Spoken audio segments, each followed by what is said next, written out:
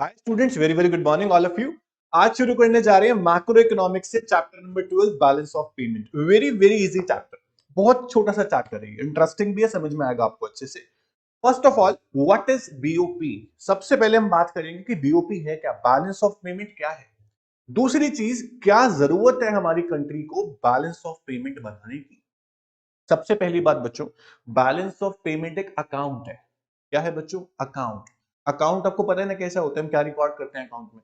तो balance of payment भी एक अकाउंट है जो रिकॉर्ड करता है हमारी कंट्री और दूसरी कंट्रीज के बीच में होने वाली ट्रांजेक्शन्स।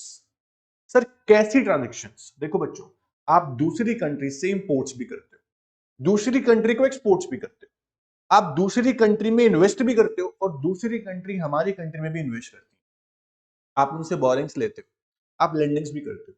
तो जितनी भी ट्रांजेक्शन्स, चाहे वो बोरिंग्स की हो, इन्वेस्टमेंट की हो, लेंडिंग्स की हो, फॉरेन एक्सचेंज रिजर्व्स की हो, एक्सपोर्ट इंपोर्ट ऑफ गुड्स या सर्विस की हो, इन सभी ट्रांजेक्शन्स को मैं एक नाम दूंगा, दैट इज इकोनॉमिक ट्रांजेक्शन्स।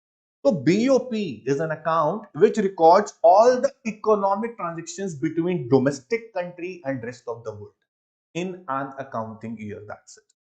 ये है बीओपी, बैलेंस ऑफ पेमेंट। ये सारी ट्रांजेक्शन्स एक ही साइड रिकॉर्ड नहीं कर लेगा, स्ट्रक्चर होता है। वो स्ट्रक्चर कैसा है, फॉर्मेट कैसा, आपको मैं बताऊंगा। सबसे पहली बात, बीओपी क्यों बनाते हैं? मैंने बोला क्या जरूरत है एक कंट्री को बीओपी बनाने की। अकाउंट क्यों बनाते हैं हम लोग? कि कितने रिसिप्ट आई, कितनी हमारी पेमेंट्स हुई, हमारे पास कितने रिसिप्ट है कि हम पेमेंट कर सके उसमें से, क्या हम शॉर्टेज में है, हम सरप्लस में है, ये सब कुछ हमें देखना है।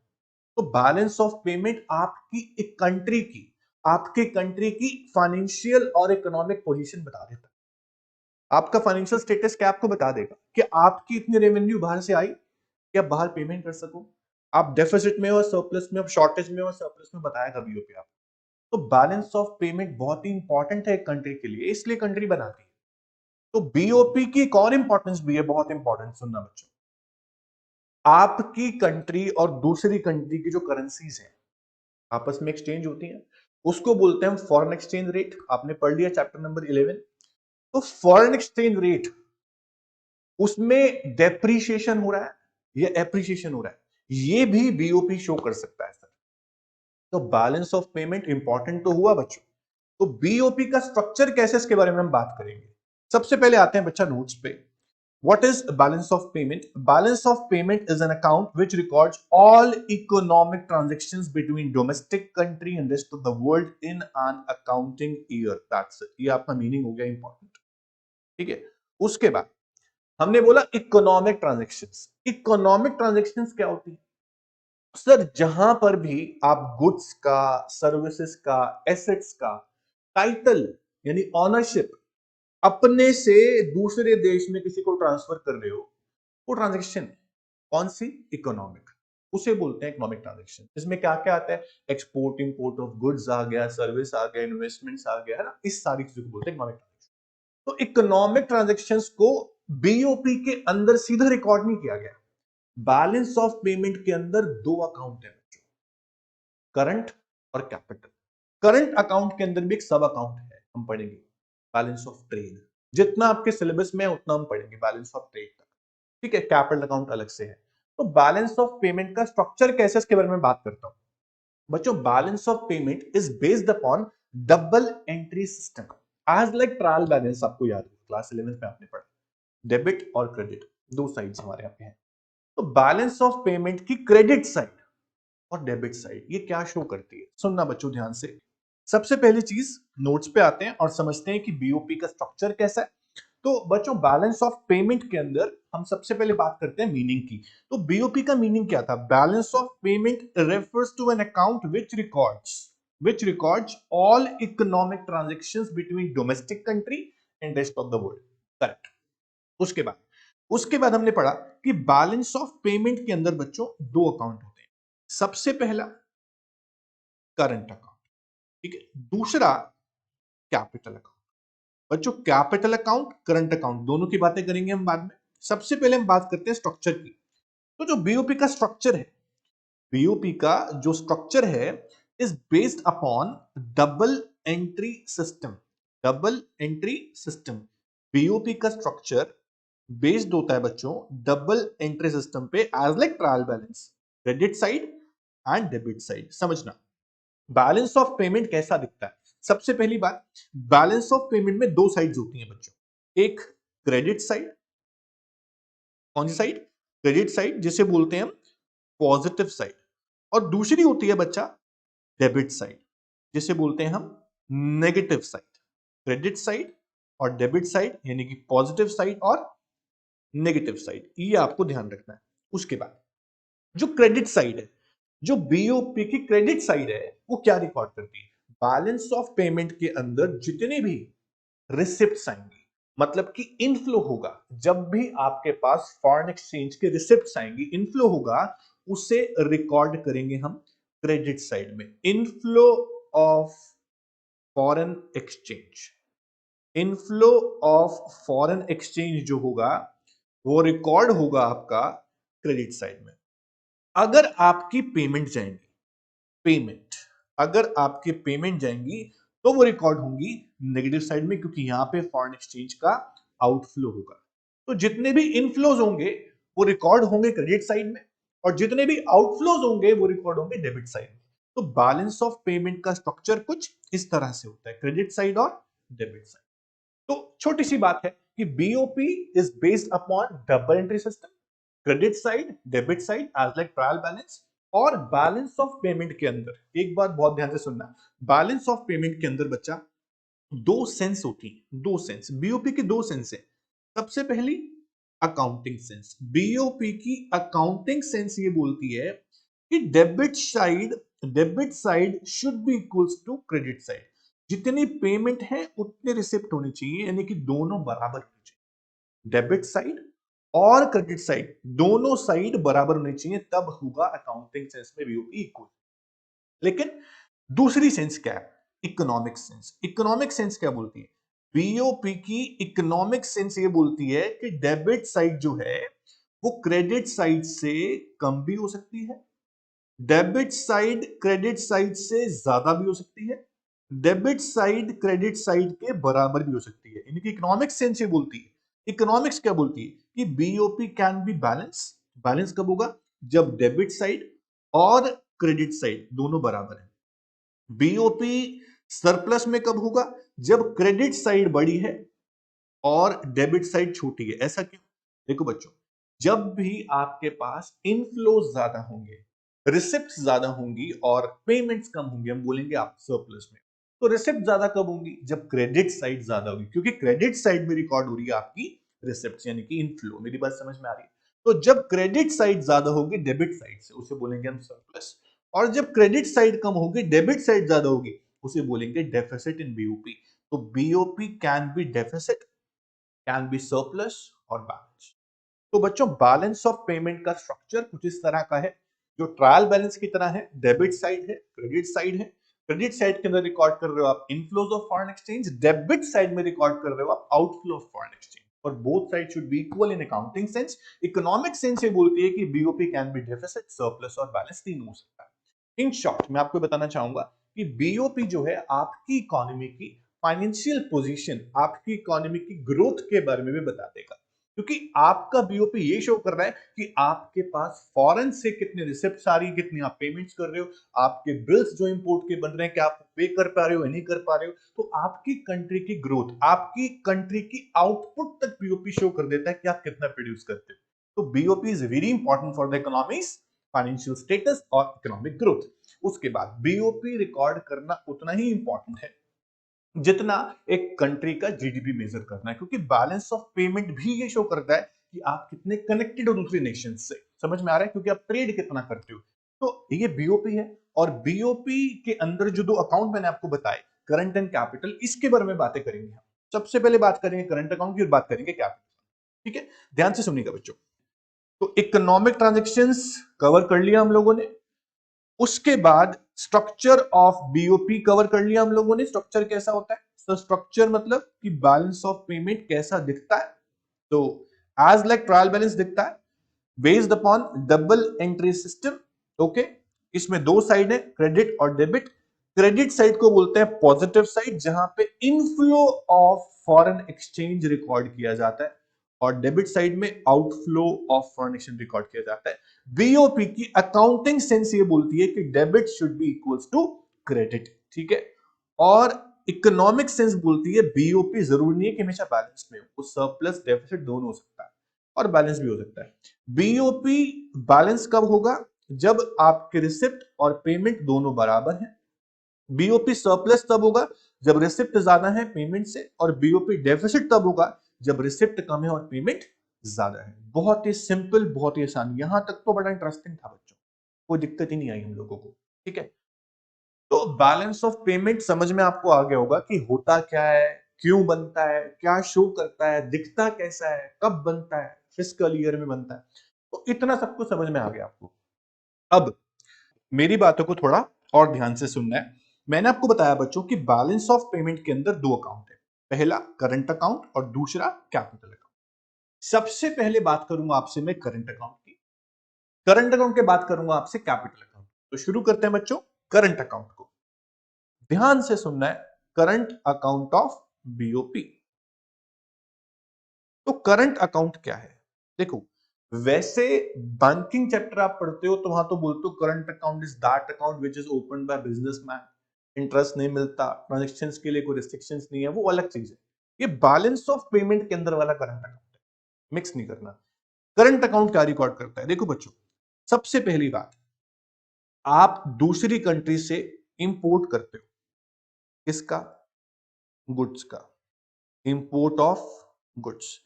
आप दूसरी कंट्री को एक्सपोर्ट करते हो गुड्स, उसे बोलते हैं एक्सपोर्ट ऑफ गुड्स। अब मेरी बात सुनना, गुड्स कैसे आइटम है? विजिबल या invisible? Goods can be touched and seen both. तो गुड्स को बोलते हैं हम विजिबल आइटम्स। कौन से आइटम्स बच्चा? Visible items. विजिबल आइटम्स, या फिर बड़ा ही इंपॉर्टेंट नाम है merchandise item. Merchandise items question बन सकता है इसके ऊपर, मैं आपको नोट्स में दिखाता हूं। आप सबसे पहले कंपोनेंट की बात कर रहे हो गुड्स की, जिन्हें बोलते हैं export import of goods, also known as merchandise item. आप यहां पे लिख लेना बच्चों, लिखा नहीं है, मर्चेंडाइज आइटम। ये चीज बहुत इंपॉर्टेंट है। मर्चेंडाइज आइटम मतलब कि आप गुड्स की बात कर रहे हैं, विजिबल आइटम्स की बात कर रहे हैं, इसको ध्यान रखना। चलो, तो विजिबल आइटम्स या फिर मर्चेंडाइज आइटम, इसको भूलना नहीं है। उसके बाद अब दूसरी चीज, अगर गुड्स का एक्सपोर्ट हो रहा है, अगर गुड्स का एक्सपोर्ट हो रहा है तो पैसे आएंगे या जाएंगे? फॉरेन एक्सचेंज का इनफ्लो होगा या आउटफ्लो होगा? बोलेंगे सर पैसे तो आएंगे, एक्सपोर्ट कर रहे हैं। एक्सपोर्ट मतलब क्या होता है? Sale of goods to abroad. तो एक्सपोर्ट करेंगे, पैसे आएंगे, रिकॉर्ड कहां होगा सर? क्रेडिट साइड में, डेबिट में नहीं। अगर फॉरेन एक्सचेंज का इनफ्लो हो रहा है तो पैसा आ रहा है और पैसा आता है तो कहां रिकॉर्ड होता है बच्चों? बोलो, क्रेडिट साइड में, इनफ्लो। समझ में आया? तो अगर एक्सपोर्ट ऑफ गुड्स हो रहा है, recorded in credit side of BOP in current account, क्योंकि ये गुड्स की मैं बात कर रहा हूं, और इंपोर्ट कर रहे हो तो पेमेंट होगी आपकी, रिकॉर्ड होगी डेबिट साइड में। So simple is that. उसके बाद ये पहला कंपोनेंट है करंट अकाउंट का, पहला कंपोनेंट। ये हम कंपोनेंट्स पढ़ रहे हैं, ध्यान से सुनना। Components of current account, BOP के कंपोनेंट्स दो हैं, करंट अकाउंट और कैपिटल अकाउंट। करंट अकाउंट के अंदर चार कंपोनेंट्स हैं, एक्सपोर्ट इंपोर्ट ऑफ गुड्स यानी visible items, merchandise items also. अगर इंपोर्ट ऑफ गुड्स है तो debit side, export of goods है तो क्रेडिट साइड, ठीक है। उसके बाद दूसरा कंपोनेंट, बैलेंस ऑफ पेमेंट के अंदर जो करंट अकाउंट है उसके अंदर दूसरा कंपोनेंट क्या है sir? Import of services, import of services और export of services. Import of services और एक्सपोर्ट ऑफ सर्विसेज, इसको बोलते हो आप invisible items which can't be touched and seen. Invisible items ये भी रिकॉर्ड होते हैं करंट अकाउंट के अंदर। तो अगर आप एक्सपोर्ट कर रहे हो सर्विसेज का तो आपके पास पैसा आएगा, इनफ्लो होगा फॉरेन एक्सचेंज का, recorded in credit side of current account of BOP. अगर आप इंपोर्ट कर रहे हो, पैसा जाएगा, recorded in debit side of BOP. बहुत सिंपल सी बात है बच्चों, करंट अकाउंट का सिंपल फंडा है। अगर पेमेंट जाएगी तो आपका नेगेटिव साइड मतलब डेबिट साइड, और रिसिप्ट आएंगी तो क्रेडिट साइड मतलब पॉजिटिव साइड। ठीक है, बैलेंस ऑफ पेमेंट के करंट अकाउंट के अंदर कितने कंपोनेंट बताओगे सर? सर दो कंपोनेंट तो हो गए, दो ही और है बस। तीसरा कंपोनेंट है unilateral transfers. Unilateral transfers. Sir unilateral transfers क्या होते हैं बच्चों? वन साइडेड रिसिप्ट और पेमेंट्स। वन साइडेड मतलब कि बदले में कुछ आएगा नहीं अगर हम कुछ दे रहे हैं, और बदले में कुछ जाएगा नहीं अगर हम कुछ ले रहे हैं। तो ऐसा क्या है सर? Unilateral transverse. बच्चों ध्यान से सुनना, अगर मैं दूसरी कंट्री को चैरिटी दे, चैरिटी, ग्रांट्स। ग्रांट्स क्या होता है? एक तरह से ऐसी फाइनेंशियल हेल्प जिसे वापस नहीं लिया जाएगा। जैसे लोन देते हैं तो वापस लेते हैं ना, ग्रांट्स देते हैं तो वापस नहीं लेते हैं, हेल्प हो गई। उसके बाद डोनेशन। तो ऐसी ट्रांजैक्शंस जिसमें आपका पैसा जाएगा तो बदले में कुछ आएगा नहीं, इसको आप बोल सकते हो unrequited transfer also. Unrequited transfers also, या फिर one way transactions. One way transactions, बदले में कुछ आ नहीं रहा है। ठीक है, तो चैरिटी, ग्रांट्स, डोनेशन, आपको बाहर से स्कॉलरशिप मिल रही है, ऐसी ट्रांजेक्शन्स जिनके बदले में कुछ मिलता नहीं है। अगर हम कुछ देते हैं तो, और लेते हैं बाहर से तो बदले में कुछ देना नहीं पड़ता। ठीक है बच्चों, तो चैरिटी, ग्रांट्स, डोनेशन, स्कॉलरशिप, इस तरह से ऐसी ट्रांजैक्शन जहां पर वन साइडेड यानी वन वे ट्रांजैक्शन हो रही है उसे बोलते हैं unrequited transfers. These are also recorded in current account.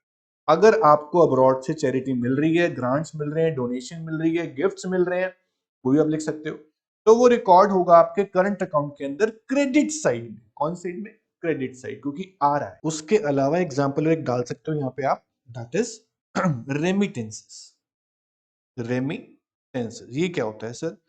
अगर आप दूसरी कंट्री से अपनी कंट्री के अंदर या अपने कंट्री से दूसरी कंट्री के अंदर अपनी फैमिली को कुछ पैसे भेजते हैं, इज कॉल्ड रेमिटेंसेस। अब ये सारी चीजें, charity, grants, donation, scholarship, gifts, remittances, basically मैं बोलता हूं रेमिटेंसेस एंड फॉरेन एड्स। जो भी फॉरेन एड्स मतलब चैरिटी, ग्रांट, डोनेशन, ये सब वन वे ट्रांजेक्शंस है, इनके बदले में कुछ मिलता नहीं है। तो अगर charity, grant, donation, scholarship, gifts, remittances आप दूसरी कंट्री में ट्रांसफर कर रहे हो तो recorded in debit side of current account under unilateral transfers या फिर अनरिक्वेटेड ट्रांसफर्स। अगर ये आपको मिल रही है recorded in credit side. That's it, ये आपका तीसरा कंपोनेंट हो गया। ठीक है, उसके बाद last and fourth component is, last and fourth component is receipts and payments. Receipts and payments, कौन सी रिसिप्ट कौन सी पेमेंट? सर फैक्टर सर्विसेज आपने सुना होगा, factor services, land, labour, capital, entrepreneur, इसके बदले में जो भी आपको इनकम्स या पेमेंट देनी पड़ती है रिकॉर्डेड इन करंट अकाउंट। जैसे कि अगर मैं आपको एग्जांपल दूं बच्चों, कि अगर आप रेंट, वेजेस, इंटरेस्ट और प्रॉफिट दूसरी कंट्री में ट्रांसफर कर रहे हो, रिकॉर्डेड इन डेबिट साइड। अगर आपको वहां से मिल रहा है, रिकॉर्डेड इन क्रेडिट साइड। जितनी भी फैक्टर इनकम या पेमेंट्स जाती हैं दूसरी कंट्री में या दूसरी कंट्री से आती है, recorded in current account of BOP. ये वाला फोर्थ वाला हेड इसका है। अब इन सारी चीजों को हम नोट से पढ़ते हैं बच्चों, ध्यान से सुनना। ठीक है, सबसे पहला export and import of goods यानी विजिबल ट्रेड, जिन्हें हमने बोला मर्चेंडाइज आइटम, करेक्ट है। उसके बाद export import of services. Services क्या होती है? Which can't be touched and seen. बच्चों दूसरी कंट्री में आप क्या ट्रांसफर करते हैं सर्विस के रूप में?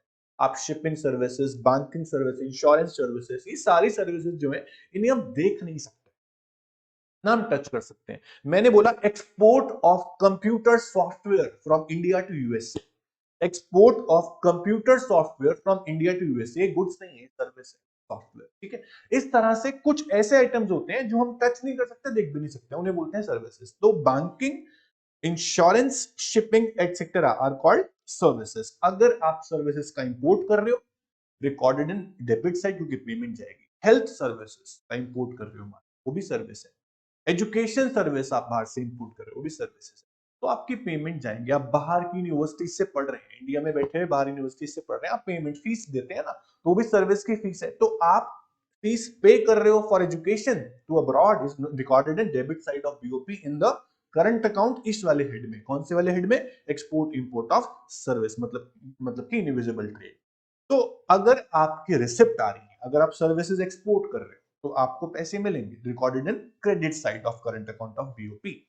तो अब तक दो कंपोनेंट आपको मैंने नोट से पढ़ा दिए, विजिबल और इनविजिबल। विजिबल आइटम्स को आपने बोला मर्चेंडाइज आइटम्स, इनविजिबल को बोला आपने सिर्फ इनविजिबल ट्रेड या फिर एक्सपोर्ट इंपोर्ट ऑफ सर्विसेज।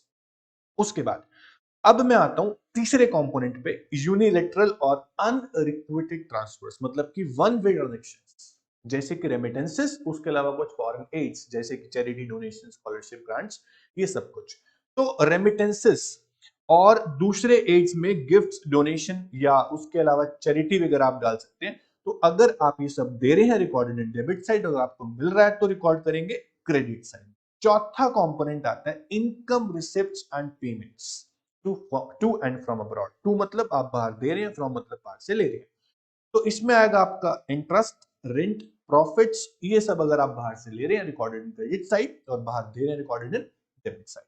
इन चारों कंपोनेंट्स के अलावा करंट अकाउंट के अंदर कोई भी कंपोनेंट नहीं आएगा, कोई कंपोनेंट नहीं आएगा। ये चार कंपोनेंट आपको याद रखने हैं, करंट अकाउंट के अंदर ही आते हैं।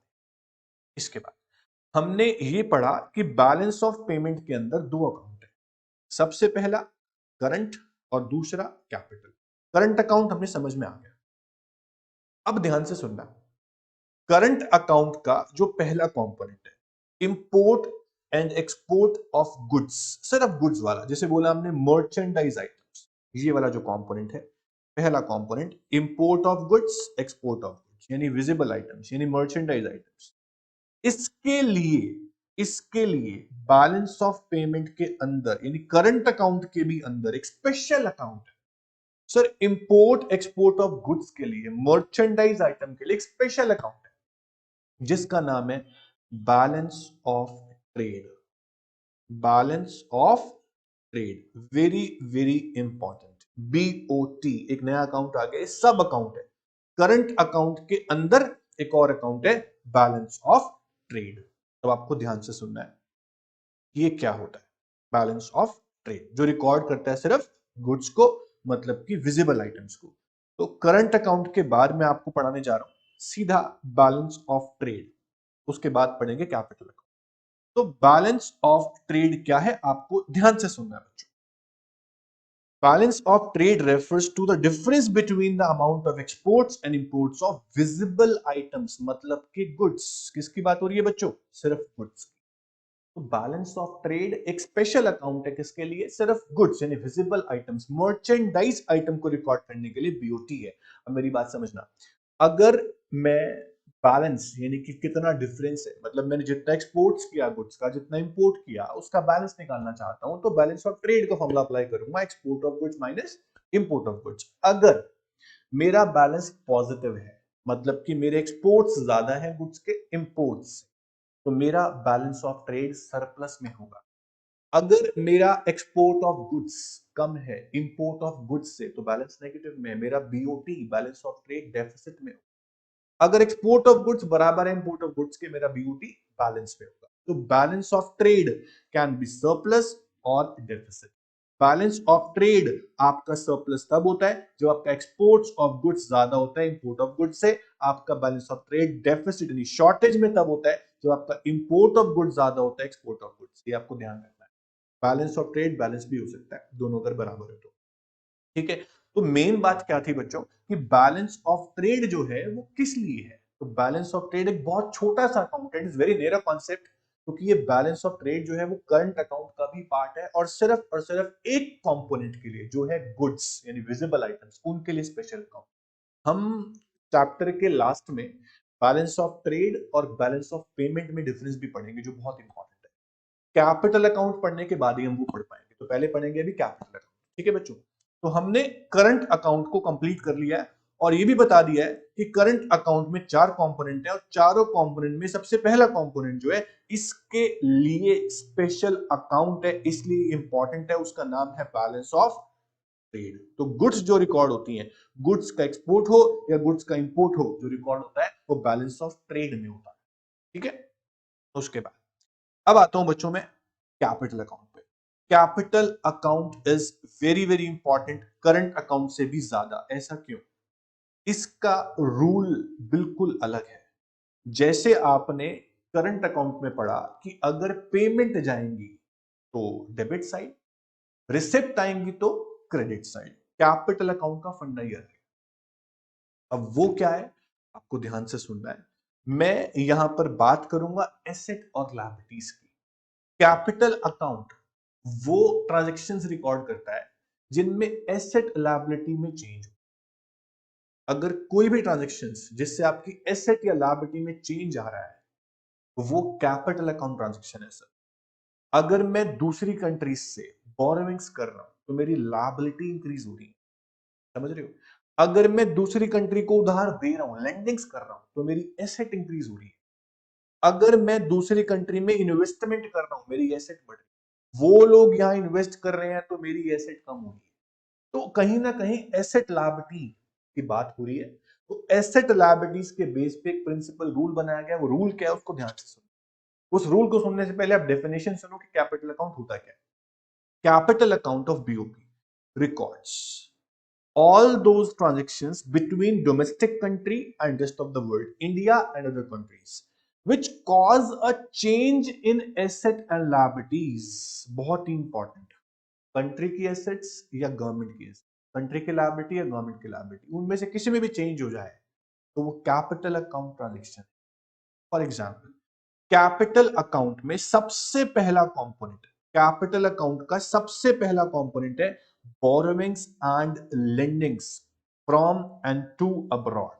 अगर आप बाहर से उधार ले रहे हैं उसे बोलेंगे बोरोविंग्स फ्रॉम अब्रॉड। अगर आप बाहर उधार दे रहे हैं उसे बोलेंगे लेंडिंग्स टू अब्रॉड। अब मेरी बात समझना, रूल क्या है।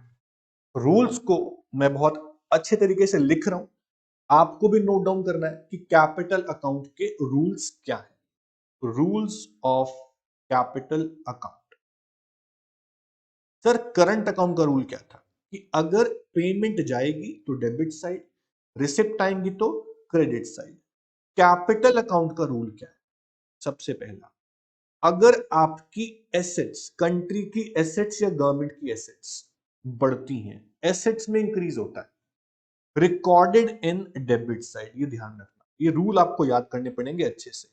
अगर आपकी लायबिलिटी में इंक्रीज होता है, गवर्नमेंट की लायबिलिटी या कंट्री की लायबिलिटी बढ़ जाती है किसी भी ट्रांजेक्शन की वजह से, रिकॉर्डेड इन क्रेडिट साइड। अब इसका अपोजिट तो आप कर ही सकते हैं। अपोजिट क्या होगा?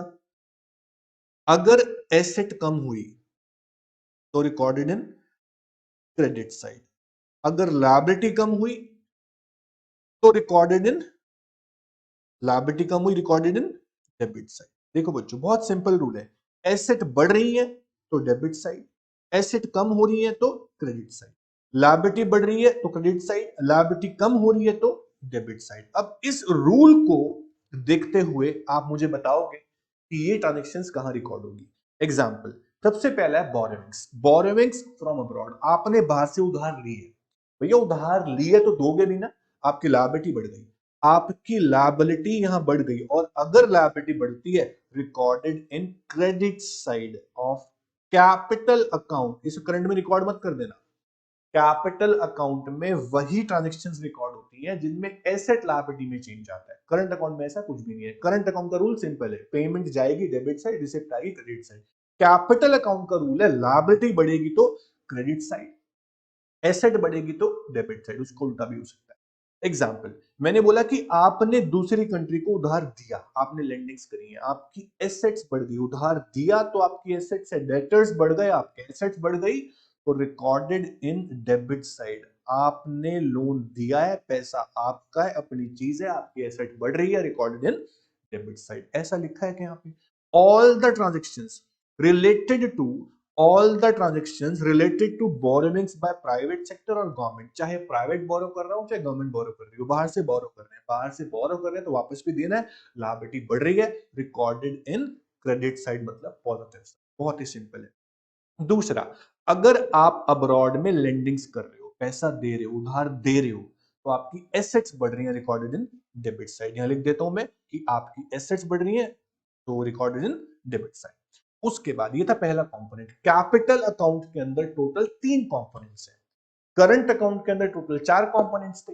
पहला कंपोनेंट कैपिटल अकाउंट का हमने कवर कर लिया, बोरोइंग्स एंड लेंडिंग्स।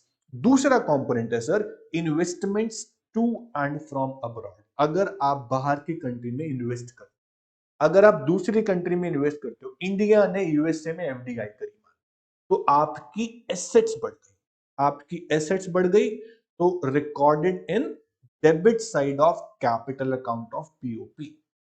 समझ में आ रहा है? देखो पढ़ते हैं इसको, ऐसा लिखा है नहीं।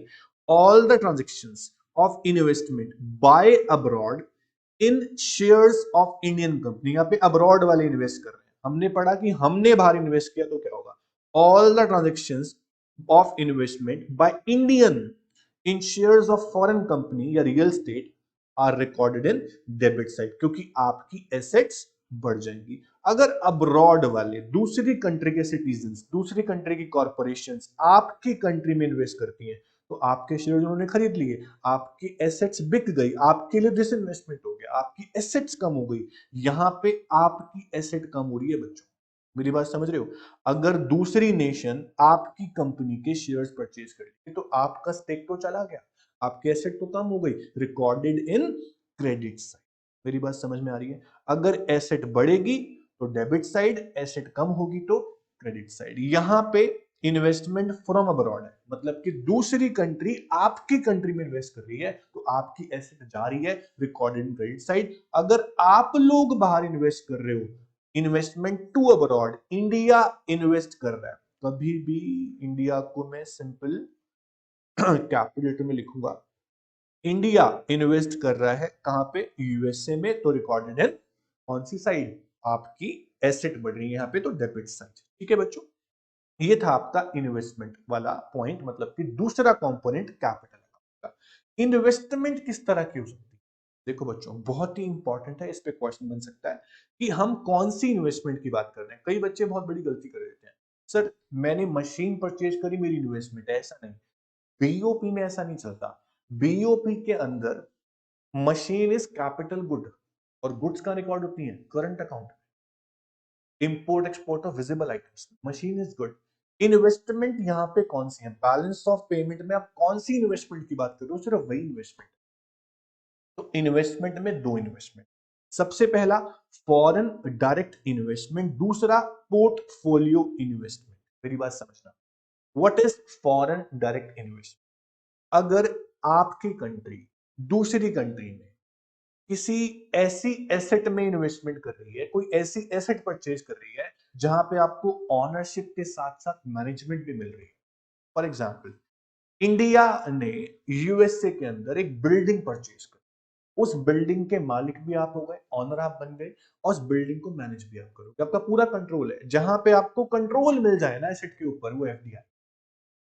तो foreign direct investment, these are those investments in which the owner get direct control over the asset और मैनेजमेंट दोनों।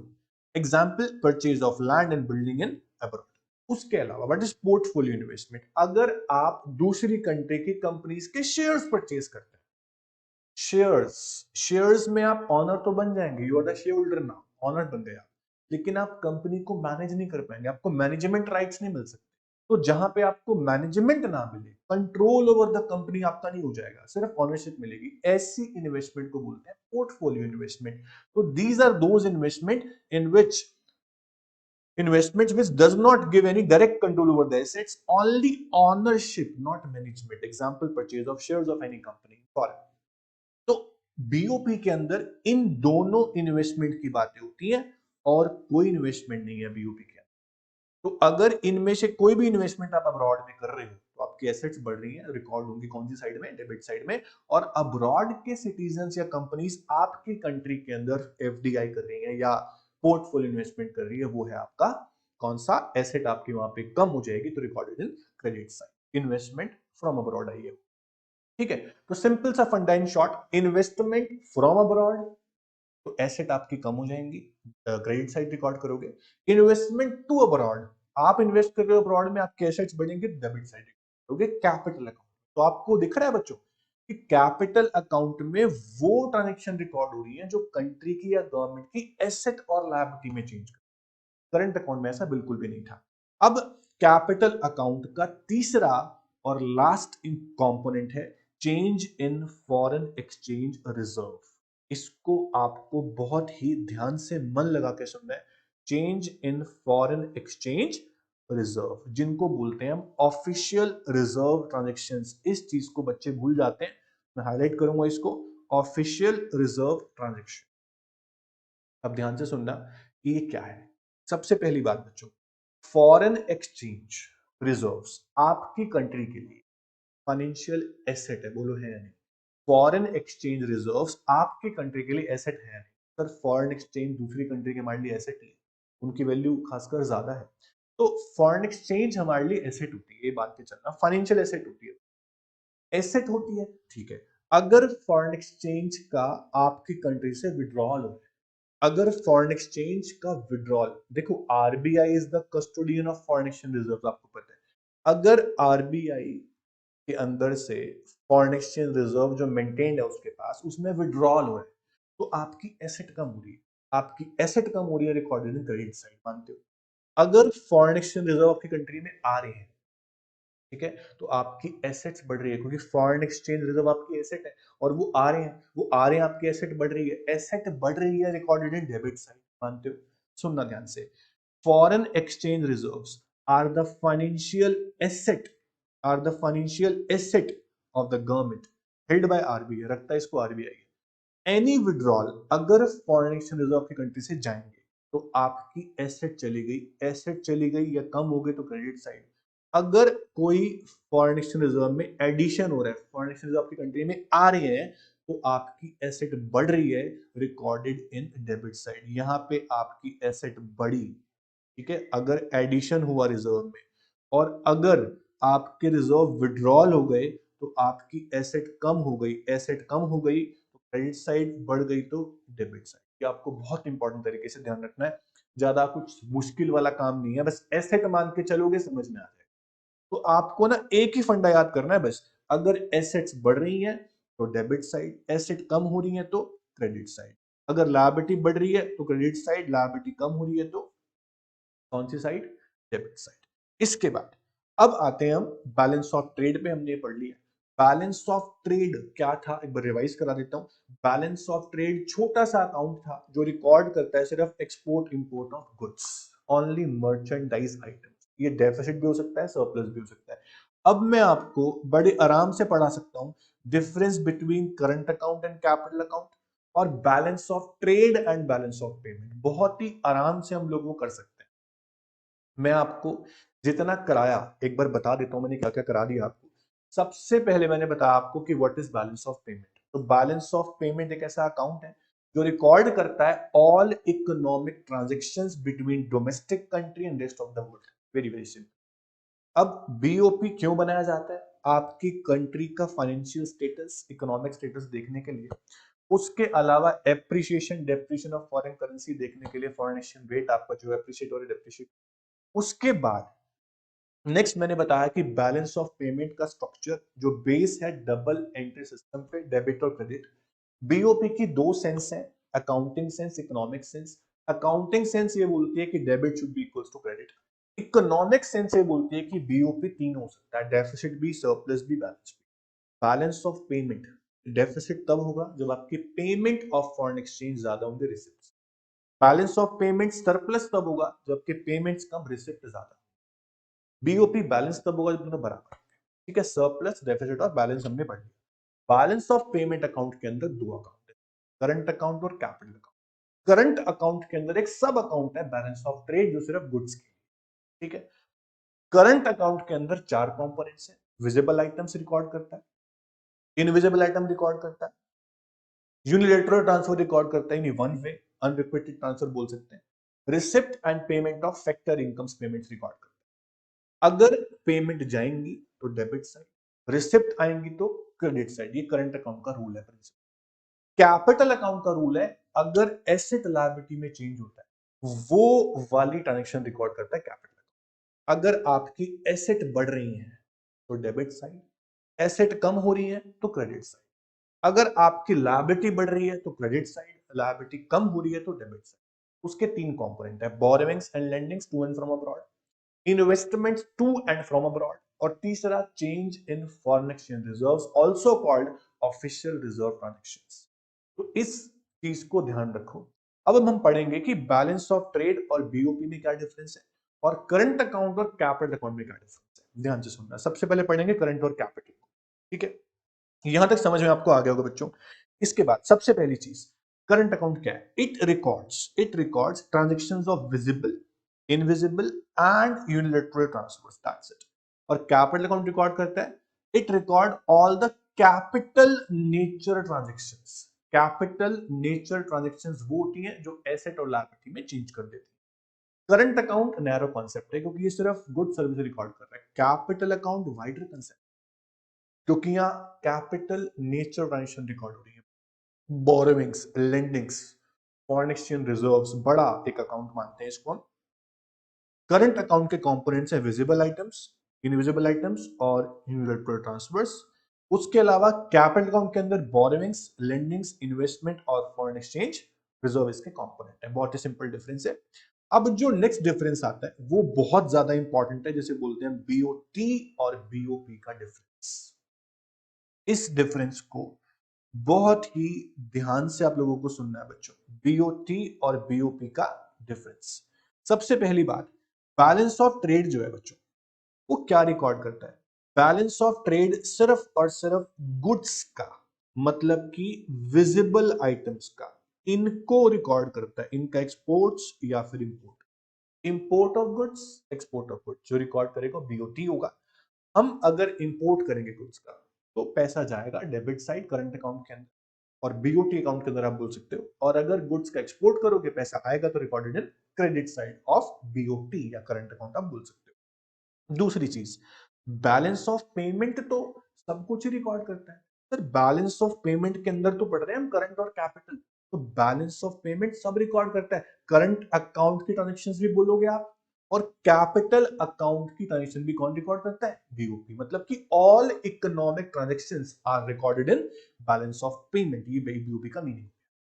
उसके बाद बीओटी के कंपोनेंट्स क्या है? सिर्फ गुड्स। और बीओपी के कंपोनेंट्स करंट वाले भी आ जाएंगे, कैपिटल वाले भी आ जाएंगे, मतलब विजिबल भी, इनविजिबल भी, यूनिलैटरल भी और कैपिटल ट्रांसफर। जो कैपिटल अकाउंट में होते हैं उन्हें बोलते हैं कैपिटल ट्रांसफर, जैसे कि बोरोविंग्स, लेंडिंग्स, इन्वेस्टमेंट और फॉरेन एक्सचेंज, वो कैपिटल ट्रांसफर कहलाते हैं। वो भी कौन रिकॉर्ड करेगा? बीओपी। अच्छा, कैपिटल ट्रांजैक्शन कौन रिकॉर्ड करता है? सर कैपिटल अकाउंट रिकॉर्ड करता है। और कैपिटल अकाउंट किसका पार्ट है? बीओपी का पार्ट है, बैलेंस ऑफ पेमेंट का पार्ट है। तो बीओटी तो रिकॉर्ड नहीं करेगा ना इसको। बैलेंस ऑफ ट्रेड सिर्फ गुड्स रिकॉर्ड करता है, तो balance of trade does not record any capital nature transaction but BOP records. Scope, BOT balance of trade बहुत नैरो नैरो कॉन्सेप्ट है और balance of payment wider concept है। समझ में आया? सेटलमेंट, ये पॉइंट तो मैं हमेशा बच्चों को बोलता हूं कि बहुत इंपॉर्टेंट है, आपको ध्यान से सुनना और सच में ध्यान से सुनना है और सच में इंपॉर्टेंट है। आपको लगेगा थोड़ी देर में कि हाँ इंपॉर्टेंट है सर। देखो बच्चों, मैं आपसे एक क्वेश्चन पूछता हूं। बैलेंस ऑफ ट्रेड सबसे छोटा अकाउंट है ओवरऑल बीओपी में, और बैलेंस ऑफ पेमेंट सबसे बड़ा अकाउंट है। अगर बैलेंस ऑफ ट्रेड में अगर बैलेंस ऑफ ट्रेड में कोई डेफिसिट हुआ, कोई शॉर्टेज हुई, कोई नेगेटिव बैलेंस आया, तो हम बैलेंस ऑफ पेमेंट से कवर कर लेंगे ना, कि बैलेंस ऑफ पेमेंट तो बहुत वाइडर अकाउंट है। कोई भी छोटा सा अकाउंट में नेगेटिव बैलेंस आ जाए तो इतने बड़े बैलेंस ऑफ पेमेंट अकाउंट से कवर कर सकते हैं ना? बिल्कुल कर सकते हैं, क्योंकि बीओटी बहुत छोटा सा अकाउंट है और बैलेंस ऑफ पेमेंट एक बहुत बड़ा अकाउंट है। बैलेंस ऑफ ट्रेड में कोई अनफेवरेबल चीज हुई, कोई डेफिसिट हुआ, कोई शॉर्टेज हो गई, नेगेटिव बैलेंस आया, तो उसको बैलेंस ऑफ पेमेंट के सरप्लस से कवर कर लेंगे ना। करेक्ट है? तो साफ साफ लिखा है अनफेवरेबल बैलेंस ऑफ ट्रेड, मतलब कि कोई भी डेफिसिट अगर होता है, कोई भी शॉर्टेज होती है, कोई भी नेगेटिव बैलेंस आता है बीओटी में, तो उसको बैलेंस ऑफ पेमेंट के फेवरेबल से कवर कर लोगे ना, can be met out of favourable BOP. लेकिन अगर बैलेंस ऑफ पेमेंट में जो ऑल ओवर बड़ा अकाउंट है इसके अंदर ही कोई शॉर्टेज हो गई तो क्या इसको बैलेंस ऑफ ट्रेड कवर करके देगा? बहुत छोटा सा अकाउंट है। अगर बैलेंस ऑफ पेमेंट इतना बड़ा अकाउंट है उसमें कोई डेफिसिट आया तो क्या ये कवर कर देगा? सर कभी भी अगर मैं बोलूं कि बैलेंस ऑफ पेमेंट में शॉर्टेज हो गई तो बैलेंस ऑफ ट्रेड कवर नहीं कर पाए, लेकिन बैलेंस ऑफ ट्रेड में कोई शॉर्टेज हो गई तो बैलेंस ऑफ पेमेंट कवर करके दे सकता। तो अगर कोई अनफेवरेबल होता है बीओपी में बैलेंस ऑफ पेमेंट में, उसको आप बैलेंस ऑफ ट्रेड से कवर नहीं कर सकते। सिंपल। ये था बैलेंस ऑफ ट्रेड और बैलेंस ऑफ पेमेंट का डिफरेंस, बहुत ही आसान और बहुत ही इंपॉर्टेंट। तो बैलेंस ऑफ पेमेंट के अंदर डिफरेंस भी हमने पढ़ ली। अब एक इस चैप्टर में बिल्कुल लास्ट टॉपिक बचा है, that is autonomous and accommodating items. ध्यान से सुनना है, बहुत ध्यान से सुनना है। ऑटोनॉमस एंड अकोमोडेटिंग आइटम्स क्या है? ऑटोनॉमस आइटम्स और अकोमोडेटिंग आइटम्स, बच्चों ऑटोनॉमस आइटम्स इन बीओपी वो आइटम्स हैं जो प्रॉफिट मोटिव के लिए रिकॉर्ड किए जा रहे हैं, और ये वो आइटम्स हैं जो करंट और कैपिटल दोनों में आपको मिल सकते हैं। Autonomous items are those items which are recorded in BOP for profit motive, and these are recorded in current account और capital account both, also called above the line items. देखो बच्चों, आप एक्सपोर्ट इंपोर्ट ऑफ गुड्स कर रहे हो, export import of services कर रहे हो, इन्वेस्टमेंट कर रहे हो, ये सब किस मोटिव के लिए? प्रॉफिट मोटिव के लिए। तो अगर बीओपी के अंदर कोई डेफिसिट या सरप्लस आता है तो वो ऑटोनॉमस आइटम की वजह से ही आता है। लेकिन अकोमोडेटिंग आइटम कौन से होते हैं? अकोमोडेटिंग आइटम्स वो हैं जो बैलेंस ऑफ पेमेंट में अगर कोई डेफिसिट या सरप्लस हुआ उसको करेक्ट करने के लिए रिकॉर्ड किए जाए, उन्हें बोलते हैं अकोमोडेटिंग आइटम। और करेक्शन कहां से की जाती है? हमेशा कैपिटल, जो वाइडर कंसेप्ट है। तो अकोमोडेटिंग आइटम कहां मिलेंगे आपको? सिर्फ capital account. Autonomous, current, capital दोनों में आपको मिल सकते हैं। और अकोमोडेटिंग आइटम को बोलेंगे आप बिलो द लाइन आइटम। ऐसा क्यों? सर ऑटोनॉमस आइटम सबसे पहले रिकॉर्ड होंगे, उसकी वजह से ही पता लगेगा बीओपी में डेफिसिट है या सरप्लस है। और डेफिसिट सरप्लस निकालने के बाद, मतलब बीओपी का टोटल करने के बाद ही आप देखोगे ना कि अब इसे करेक्ट कैसे करना है। और जो करेक्ट करने वाला आइटम है वो सबसे लास्ट में रिकॉर्ड होंगे, इसलिए बोलते हैं उसको below the line items after total. तो पढ़ते हैं डिटेल में what is autonomous and accommodating items in BOP. The transactions recorded in balance of payment account can be categorized as autonomous and accommodating transactions। सबसे पहला autonomous items क्या है? Autonomous items are those items which take place due to some economic motive such as profit maximization। इन्हें बोलते हैं above the line items। ये जो autonomous items है इंडिपेंडेंट है। इंडिपेंडेंट मतलब किसी पे डिपेंड नहीं है। अकोमोडेटिंग आइटम डिपेंड है कि अगर डेफिसिट होगा तभी तो उसे करेक्ट करेंगे, तभी तो रिकॉर्ड होंगे। अकोमोडेटिंग आइटम रिकॉर्ड ही तब होते हैं जब कोई डेफिसिट है, सरप्लस। लेकिन ऑटोनॉमस आइटम्स इंडिपेंडेंट है, रिकॉर्ड होते रहेंगे। ठीक है, अब सुनना ध्यान से। Autonomous transactions are independent in nature. For example, if a foreign company is making investment in India, the aim of earning profit is known as autonomous items। ये items current capital दोनों में आपको देखने को मिल जाते हैं। अब करंट अकाउंट के अंदर कौन से आइटम है जो ऑटोनॉमस है? Sir import export of goods है, सर्विसेज है, सब प्रॉफिट मोटिव के लिए कहां होते हैं? Current account. कैपिटल में क्या है sir? Receipt and payments of long term loans by private individuals are autonomous item. उसके अलावा फॉरेन एक्सचेंज रिजर्व्स वगैरह ट्रांजेक्शन हो गई, वो आइटम्स को बोलोगे आप अकोमोडेटिंग, क्योंकि वो रिकॉर्ड इसलिए की जाएंगी कुछ डेफिसिट या सरप्लस अगर होगा उसको करेक्ट करने के लिए। तो अकोमोडेटिंग आइटम्स कौन से हैं?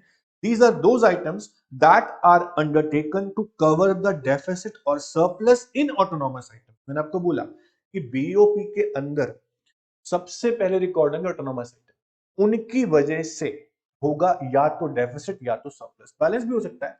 अगर डेफिसिट हुआ तो किसकी वजह से हुआ? ऑटोनॉमस आइटम की वजह से। अगर सरप्लस हुआ तो भी किसकी वजह से हुआ? ऑटोनॉमस आइटम की वजह से। अगर ऑटोनॉमस आइटम की वजह से जो प्रॉफिट मोटिव के लिए रिकॉर्ड किए गए हैं उनकी वजह से बीओपी के अंदर कोई डेफिसिट या सरप्लस आता है तो उसे करेक्ट करने के लिए जो आइटम रिकॉर्ड होंगे वो कौन से होंगे? Accommodating item, also called below the line items. Accommodating items are compensating capital transactions। मैंने आपको बोला कि ये आइटम मिलेंगे आपको कैपिटल अकाउंट में, क्योंकि कैपिटल अकाउंट वाइडर कंसेप्ट है, वहीं से ही करेक्शंस की जाएंगी ऑल ओवर बीओपी की। तो which are mean to correct this equilibrium in BOP. Sir what is this equilibrium? अगर बैलेंस ऑफ पेमेंट के अंदर, अगर बैलेंस ऑफ पेमेंट के अंदर या तो डेफिसिट हो जाए या सरप्लस हो जाए, उसे बोलोगे आप डिस इक्विलिब्रियम। अगर बीओपी बैलेंस है उसे बोलते हैं इक्विलिब्रियम।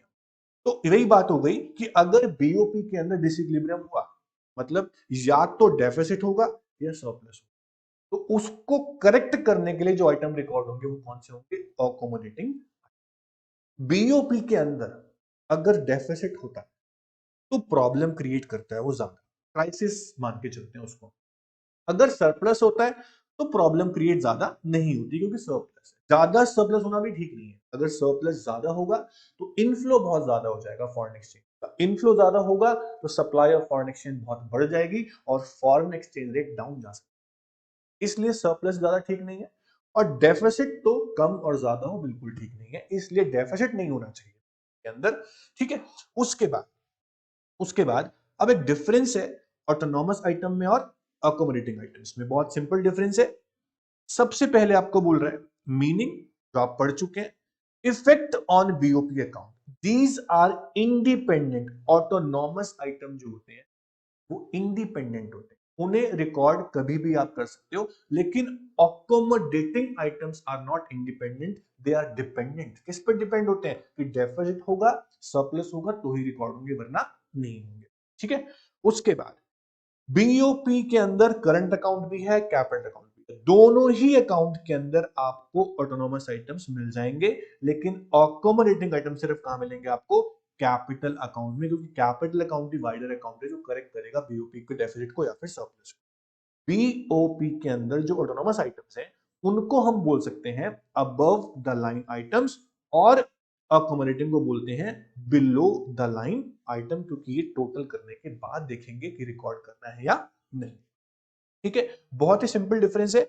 इसके बाद डिस इक्विलिब्रियम क्या होता है मैंने आपको बता दिया। अब जो छोटी सी लास्ट चीज है वो है what is official reserve transactions. मैंने आपको कैपिटल अकाउंट पढ़ाया, उसके अंदर थर्ड कंपोनेंट पढ़ा है कौन सा? Change in foreign exchange reserves. उसी को बोला ऑफिशियल रिजर्व ट्रांजैक्शन। ये वही है। एक बार इसको ध्यान से सुनना कि ऑफिशियल रिजर्व ट्रांजैक्शंस क्यों बोलते हैं फॉरेन एक्सचेंज रिजर्व्स को। ठीक है। सबसे पहली चीज, ऑफिशियल रिजर्व ट्रांजैक्शंस के अंदर the transactions carried on by monetary authority, मतलब कि RBI, which cause change in official reserves are termed as official reserve transactions। जिन ट्रांजैक्शन से ऑफिशियल रिजर्व में चेंज आए उन्हें बोलते हैं ऑफिशियल रिजर्व ट्रांजैक्शन। अब ऑफिशियल रिजर्व किसे बोलते हैं? फॉरेन एक्सचेंज रिजर्व्स को। Autonomous receipts and autonomous payments give rise to deficit या फिर surplus in BOP. The central bank may finance a deficit. अगर बीओपी में कोई डेफिसिट होता है तो आरबीआई कैसे फाइनेंस करता है? मैंने आपको बोला कि अगर बीओपी के अंदर कोई डेफिसिट हुआ या सरप्लस हुआ तो उसे अकोमोडेटिंग आइटम से करेक्ट किया जाएगा। और अकोमोडेटिंग आइटम कहां मिलते हैं? कैपिटल अकाउंट के अंदर। कैपिटल अकाउंट के अंदर तीसरा कंपोनेंट होता है फॉरेन एक्सचेंज रिजर्व का। और फॉरेन एक्सचेंज रिजर्व की कस्टडी किसके पास है? आरबीआई के पास। RBI is the custodian of foreign exchange reserves. तो आरबीआई फॉरेन एक्सचेंज रिजर्व को बेच के या खरीद के डेफिसिट सरप्लस को करेक्ट कर सकता है। मान लो बच्चों, मान लो कि बैलेंस ऑफ पेमेंट के अंदर कोई डेफिसिट हुआ। डेफिसिट कब होगा बच्चों? जब डेबिट साइड ज्यादा होगी क्रेडिट साइड से। करेक्ट। अब इसको बैलेंस करना है, और बैलेंस करना है मान लो आरबीआई को। तो आरबीआई के पास तो क्या है? ऑफिशियल रिजर्व्स है, फॉरेन एक्सचेंज रिजर्व्स है। आरबीआई फॉरेन एक्सचेंज रिजर्व्स के थ्रू कैसे बीओपी को बैलेंस कर सकता है? देखो बच्चों, फॉरेन एक्सचेंज रिजर्व को हम बोलते हैं asset, financial asset of our nation. अगर मैं फॉरेन एक्सचेंज रिजर्व्स को, अगर आरबीआई फॉरेन एक्सचेंज रिजर्व्स को बेच दे यानी रिड्यूस कर दे, ठीक है, तो उससे क्या होगा? आपकी एसेट जो है वो कम हो गई। अगर आपकी एसेट कम हो गई तो मतलब आपकी क्रेडिट साइड बढ़ गई। सर क्रेडिट साइड बढ़ गई डेबिट ज्यादा थी, क्रेडिट साइड को उतना ही बढ़ाऊंगा जितनी मुझे जरूरत है, मैं उतने ही फॉरेन रिजर्व बेचूंगा जितनी मुझे क्रेडिट साइड बढ़ानी है ताकि बीओपी बैलेंस हो जाए। तो बीओपी को बैलेंस करने के लिए आरबीआई फॉरेन एक्सचेंज रिजर्व्स को खरीद भी सकता है और बेच भी सकता है। उसी तरह से आरबीआई वर्ल्ड बैंक से बोरो भी कर सकता है। तो बोरोविंग्स हो गया, लेंडिंग्स हो गया, फॉरेन एक्सचेंज रिजर्व्स को बेचना हो गया, खरीदना हो गया, ये सारे आइटम्स अकोमोडेटिंग आइटम्स ही तो हैं। इससे बीओबी को करेक्ट किया जाता है और इस तरह से करेक्ट किया जाता है। तो central bank may use surplus to purchase foreign securities और gold which may result in increase in reserve of the nation, ये भी आरबीआई का। तो ये आपका अकोमोडेटिंग आइटम्स कितने काम के आइटम हैं जो बीओबी को करेक्ट करते हैं, डेफिसिट को भी और सरप्लस को भी। तो ये था हमारा बच्चों बैलेंस ऑफ पेमेंट। ये चैप्टर फिनिश हो गया। अब चैप्टर फिनिश करने के बाद आपका काम क्या होता है आपको अच्छे से पता है। MCQs, true false, match the following, जितने भी क्वेश्चन पीछे हैं असाइनमेंट से वो सारे आपको कंप्लीट करने हैं और डाउट मुझसे आपको लेने हैं, ठीक है। इसके बाद नेक्स्ट क्लास में मिलते हैं नेक्स्ट टॉपिक के साथ। Thank you so much.